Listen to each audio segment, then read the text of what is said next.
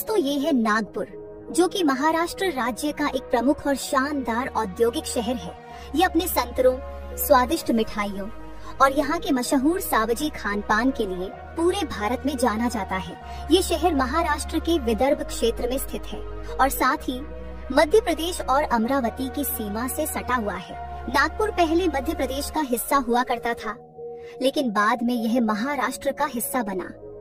ये देश का 0 माइल सिटी भी माना जाता है, क्योंकि भारत का भौगोलिक केंद्र यहीं पर स्थित है।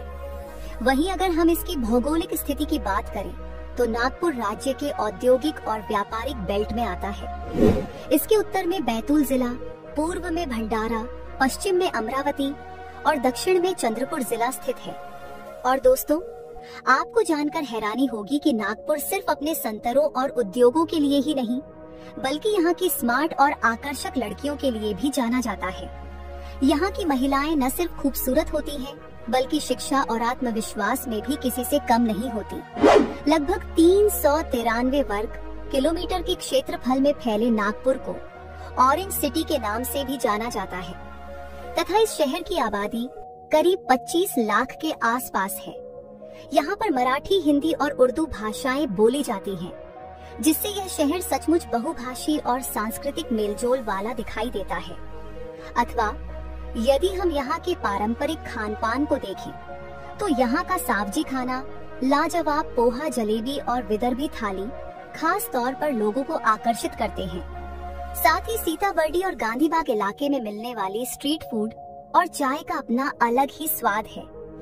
प्राकृतिक दृष्टि से नागपुर शहर मनमोहक अंबांजरी झील और कई छोटी नदियों के किनारे बसा है, जो इसकी सुंदरता को बढ़ाते हैं।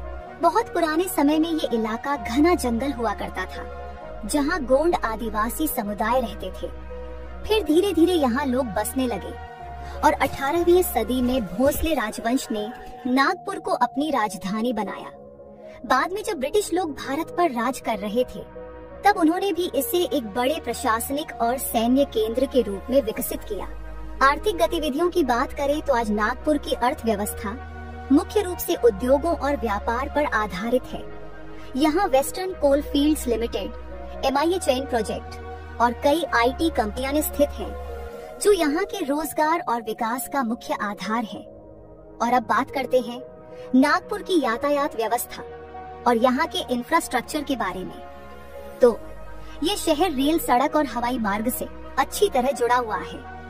नागपुर रेलवे स्टेशन भारत के सबसे व्यस्त जंक्शनों में से एक है, जहां से देश के कई बड़े शहरों के लिए रोजाना ट्रेनें चलती हैं।